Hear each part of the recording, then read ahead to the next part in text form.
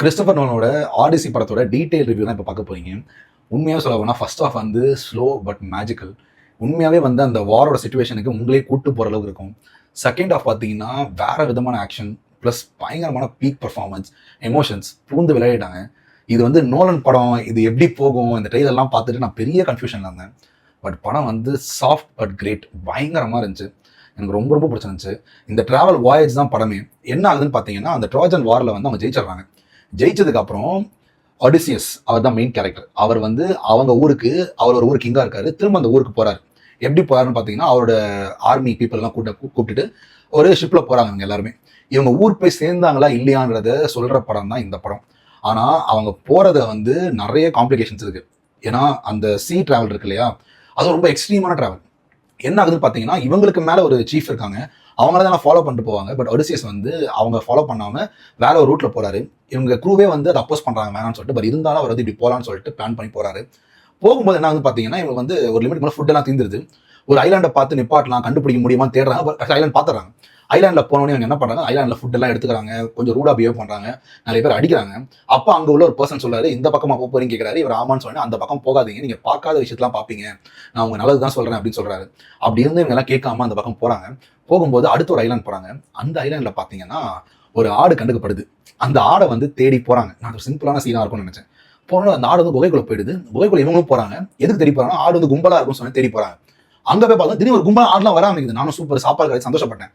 ஆனா அங்க பாத்தீங்கன்னா உள்ள வந்து ஒரு பெரிய ஜெயண்ட் இருக்காரு. அந்த ஜெயண்ட்டுக்கு வந்து ஒரே ஒரு கண்ணு தான் இருக்கு, நெத்திக்கு நடுல இருக்கு.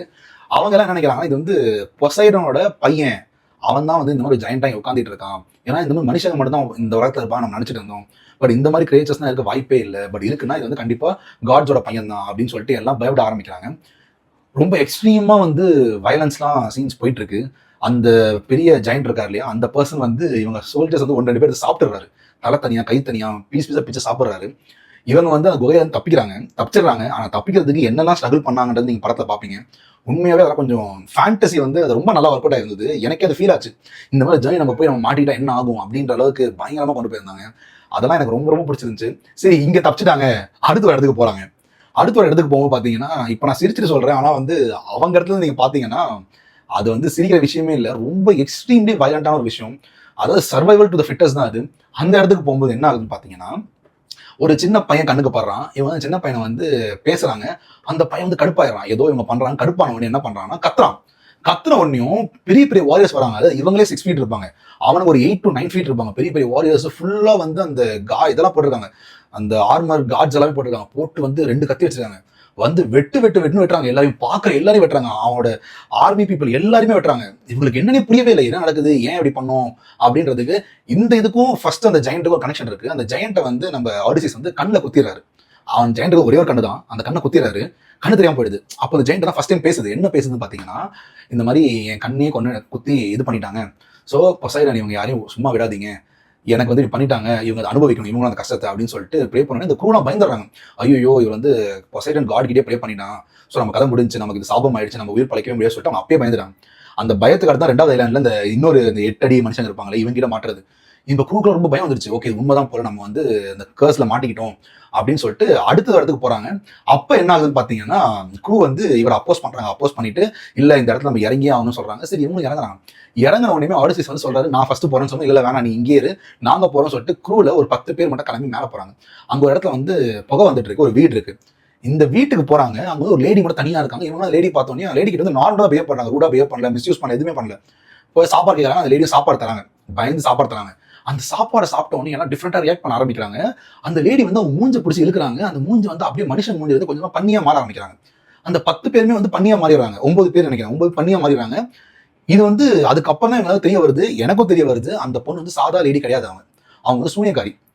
அந்த இடத்துக்கு போற வழியிலே பார்த்தீங்கன்னா சிங்கம், அதுக்கப்புறம் இது புலி, நிறைய மிருகம்லாம் இருக்கும். நான் ஏதோ சாதா விஷயம் நினைச்சேன். ஆனா அது மேல போனதுக்கு அப்புறம் தெரிய வரும். அதுக்கப்புறம் ஆடிசிஸ் வந்து கீழே வந்து ஒரு மானை வேட்டையாடுறாரு. அந்த மான் வந்து அம்பார சுட்டு கொன்னுறாரு. கிட்ட போய் பார்த்தா அந்த மான் வந்து மனுஷனா மாறி இருக்கும். அப்பதான் அவர் தெரிய வருது, இந்த ஐலாண்ட் வந்து ரொம்ப டேஞ்சரஸான ஐலாண்ட், இங்க வந்து ஒரு சூனியக்காரி இருக்கான்னு சொல்லிட்டு இவர் மேல போறாரு. இவர் போயிட்டு அந்த சூனியக்காரி கிட்ட வந்து பேசி புரிய வச்சு அவர் வந்து எல்லா விஷயமும் எக்ஸ்பிளைன் பண்ணிட்டு அதுக்கப்புறம் அந்த க்ரூவை காப்பாத்துறாரு. திரும்ப இவங்கெல்லாம் வந்து திரும்ப அவங்க ஜேர்னி ஆரம்பிக்கிறாங்க. இந்த ஜேர்னி ஆரம்பிச்சு போகும்போது ஒரு இடத்துக்கு போறாங்க. ஒரு இடத்துக்கு ஒரு முக்கியமான இடத்துக்கு போறாங்க. அந்த இடத்துக்கு வந்து எப்படி போகணுன்றது சூனியக்காரி தான் சொல்றாங்க. அப்போ அந்த சூனியக்காரி இன்னொரு விஷயமும் சொல்றாங்க. இந்த மாதிரி நீ மட்டும் தான் தப்பிப்ப, ஆனா உன் கூட இருக்க எல்லாருமே செத்துருவாங்க. ஸோ இப்போ வந்து நீ அவங்களுக்கு பாவம் பார்க்கக்கூடாது. நீ ஊருக்கு போறத பத்தி மட்டும் யோசிக்கணும். இவங்களுக்கும் கர்மா இருக்கு. இவங்க என்ன ஆகணுன்றது அவங்க தலைவிதியில இருக்கு. அதை மாற்ற முடியாது. நீ மட்டும் தான் தப்பிச்சு போவ. உன் குரூல இருக்க எல்லாமே செத்துருவாங்கன்னு சொல்றாங்க. ஆடியன்ஸ் பார்த்தீங்கன்னா ஆடியன்ஸ் என்ன பண்றாருன்னு பார்த்தீங்கன்னா, இல்ல என் குரூ வந்து நான் விட்டு கொடுக்க மாட்டேன். என்ன ஆனாலும் பரவாயில்ல, நான் குரூவை காப்பாற்றுவேன். காட்ஸ் கிட்ட இருந்து நான் காப்பாற்றுறேன்னு சொல்லிட்டு ஒரு சேலஞ்சா எடுத்து அவர் குரூவை காப்பாற்ற ட்ரை பண்றாரு. அப்போ வந்து இந்த லேடி சொன்னனால அவர் இடத்துக்கு போறாரு. அந்த இடத்துல பார்த்தீங்கன்னா, இவங்க வார்ல யார் யாரெல்லாம் இவங்க குரூப் ஆஃப் பீப்பிள் இருப்பாங்களே, இவங்களே இறந்து போனவங்கள புதைக்காம வந்துருவாங்க. அந்த புதைக்காம இருந்தது ஒரு சாபம் மாதிரி போல. அந்த பீப்பிளை திரும்ப மீட் பண்ணுவாங்க அந்த இடத்துல. அப்ப என்ன ஆகும் பார்த்தீங்கன்னா, ஒரு பர்சனும் வந்து அவங்களோட கஷ்டத்தெல்லாம் சொல்லும்போது தான் இவருக்கு தெரிய வரும். இந்த மாதிரி விஷயம்லாம் இருக்கு. இதெல்லாம் பண்ணக்கூடாது. நம்ம நிறைய பாவம் செஞ்சிட்டோம் சொல்லிட்டு. அப்பதான் ஒரு விஷயம் ரியலைஸே ஆகுது. அவர் வந்து அந்த வாரை வின் பண்றதுக்கு அந்த ட்ராஜன் ஹார்ஸ் இருக்கும். அந்த ஹார்ஸ்குள்ள அவங்க வந்து டிஸ்கைஸ்ல இருப்பாங்க. எல்லாம் உள்ள ஒளிஞ்சிட்டு இருப்பாங்க. அதை கிஃப்டா கொடுப்பாங்க. அதை வந்து அந்த சிட்டிக்குள்ள கொண்டு போவாங்க. அந்த கிஃப்ட்டுக்குள்ள இருந்து வந்து சிட்டியை அடிப்பாங்க. இது வந்து ஒரு பெரிய துரோகம் அது ஆக்சுவலி. அந்த துரோகத்தை பண்ணனாலே வந்து அவர் எல்லா பிரச்சனையுமே அனுபவிப்பார், எல்லா கஷ்டத்தையும் அனுபவிப்பாங்க. அந்த வார்லாம் அவங்க ஜெயிச்சாலுமே அவங்க லைஃப் வந்து தோத்துருவாங்க ஆக்சுவலி. அவருக்கு அப்பதான் ரியலைஸே ஆகும். ரியலைஸ் ஆன உடனே அங்க வந்து அதே மாதிரி அங்க ஒரு பர்சன் இருப்பாரு, ஆரக்கல் மாதிரி. அந்த பர்சன் வந்து என்ன நடக்க போகுதுன்றது சொல்றாரு. அவர் எப்படி சொல்றாருன்னு பாத்தீங்கன்னா, இந்த மாதிரி உன்னோட குரூப் ஆஃப் பீப்புள் எல்லாம் இறந்துருவாங்க, நீ மட்டும் தப்பிக்க போற, அதுவும் அவங்க சாவு வந்து ரொம்ப மோசமா இருக்கும்னு சொல்றாரு. அது மட்டும் இல்லாம இந்த பாத்துல போனா எல்லாருமே இறந்துருவாங்க. இந்த பாத்துல போனா ஒரு 6 பேர் தான் இறந்து போவாங்க. ஸோ நீ முடிவெடு, இந்த பக்கம் போனா பெட்டர்னு சொல்றாரு. பட் ஆடியன்ஸ் வந்து அதுக்கு ஏத்த மாதிரி சரி ஓகே நம்ம எல்லாரையும் காப்பாற்ற முடியும் கூட பரவாயில்ல, ஒரு சில பீப்பிள் காப்பாற்றலாம் சொல்லிட்டு இவர் ஒன்று சொல்லுவார், இந்த பக்கம் போவேணான்னு சொல்லிட்டு. இவனுக்கு க்ரூ மெம்பர்ஸ் இருக்காங்க பாருங்க, அது வந்து எக்ஸாக்ட் ஆப்போசிட்டா செய்வாங்க தெரிஞ்சுதான் அவர் சொல்லுவார். அதே மாதிரி இவங்க அந்த பக்கம் போவானுங்க. இவங்க க்ரூ மெம்பர்ஸ் நிறைய பேர் இறந்து போயிடுவாங்க. எனக்கு முக்கால்வாசி பேர் இறந்துருவாங்க, எல்லாருமே இறந்துருவாங்க. அதுக்கப்புறம் என்ன ஆகுதுன்னு பார்த்தீங்கன்னா, இவர் ஒரு இடத்துல மாட்டிக்கிறாரு. அங்க வந்து ஒரு லேடி இருக்காங்க. அந்த லேடி வந்து இவருக்கு வந்து பிரெயின் வந்து மந்தமாவே இருக்கணும், இவருக்கு ஞாபகமே வரக்கூடாது சொல்லிட்டு கிட்டத்தட்ட 7 வருஷமோ 8 வருஷமோ இவர் ஒரு லோட்டஸ் ஃப்ளவர் சாப்பிட கொடுத்து ஒரு மயக்கத்திலே வச்சிருப்பாங்க. இவருக்கு அவர் யாருன்னே மறந்து போயிடும். அவருக்கு ஒரு ஃபேமிலி இருக்குன்னு மறந்து போயிடும். அவருக்கு ஒரு பையன் இருக்கான், ஒரு கிங், அவரோட கிங்ன்றதே மறந்துடுவார். எல்லாத்தையும் மறந்துடுவார். கொஞ்சம் கொஞ்சமா ஒரு ஞாபகம் வர ஆரம்பிக்கும். அதுக்கப்புறம் தான் தெரிய வரும், நம்ம இத்தனை வருஷம் வந்து நம்ம லைஃபையும் மறந்துட்டு இந்த மயக்கத்தை இங்க இருந்திருக்கோம் அப்படின்னு சொல்லிட்டு. இவருக்கு வந்து ஒரு குவீன் இருப்பாங்க, ஒரு ஒய்ஃப் இருப்பாங்க. அவங்க வந்து குவீனா இருப்பாங்க அந்த இடத்துக்கு. அவங்க ஒரு பையன் இருப்பான். ஸோ இவங்க வே ஆஃப் லைஃப்ல பார்த்தீங்கன்னா, அந்த குவீன் வந்து ஒரு கிங் இறந்துட்டாருன்னா அவங்க வந்து அடுத்த ஒரு கிங்கை சூஸ் பண்ணி அவங்க இன்னொரு ஹஸ்பண்ட் எடுத்து ஆகும். ஸோ இவங்க வந்து ரொம்ப வருஷமா வெயிட் பண்ணிட்டு இருக்காங்க. கிட்டத்தட்ட வார் ஒரு 10 இயர்ஸ் போயிடுச்சு. அதுக்கப்புறம் இவர் இன்னொரு 10 இயர்ஸ் வரல. அவன் பையனுக்கு 20 வயசு தான் இருக்கும். பட் ஆனால் இவர் வந்து அவன் பையன் எப்படி இருப்பான்னு அவன் பையனும் பார்த்தது, இவரும் பார்த்ததில்ல. அத்தனை வருஷமா ஒரு வார்லேயே வந்துருவாரு. ஸோ இப்போ கடைசியா வந்து இந்த பீப்புள்லாம் வந்து அவர் இறந்துட்டாரு, ஸோ நீங்க அடுத்த ஒரு ஹஸ்பண்ட் எடுத்து அவனு சொன்னனால வேற ஆப்ஷனே இல்லாமல் நிறைய ப்ராப்ளம்ஸ் நீங்க படத்துல பார்ப்பீங்க. அவங்க லாஸ்ட்ல ஒத்துக்கிறாங்க. ஒத்துக்கும் போது தான் வந்து ஒரு சேலஞ்ச் வைக்கிறாங்க. என்ன சேலஞ்ச் வைக்கிறாங்கன்னா, லைனா ஆக்ஸ் அடிக்க வைக்கிறாங்க. ஸோ நம்ம ஆடிசிஸ் வந்து ஒரு அம்பு வச்சிருப்பாரு, ஒரு வில் அம்பு வச்சிருப்பாரு. அந்த வில்ல வந்து இவங்க வந்து அந்த ஒரு இதை கையில மாட்டணும். அந்த ஸ்ட்ரிங்கை மாட்டி, அந்த ஸ்ட்ரிங்கை மாட்டுறதே யாராலையும் முடியவே முடியாது. அந்த ஸ்ட்ரிங்கை மாட்டி அந்த ஆரோ வந்து கரெக்டாக அந்த ஆக்ஸ்குள்ளெல்லாம் பூந்து போயிட்டு டார்கெட் அடிக்கணும். யாராலையும் ஸ்ட்ரிங்கே மாட்ட முடியாது. அதுக்கு நடுவில் பார்த்தீங்கன்னா ஆடிசிஸ் வந்துருவாரு. வந்துட்டு அந்த டெம்பிளுக்குள்ள அதே ஊருக்குள்ள சொந்த கிங்கே வந்து பிச்சைக்காரனா வருவார், பெக்கரா வருவார். பெக்கரா வந்து அதே இடத்துல இருப்பாரு. அந்த சேலஞ்ச் நடக்கும்போது எல்லாருமே தோத்துருவாங்க.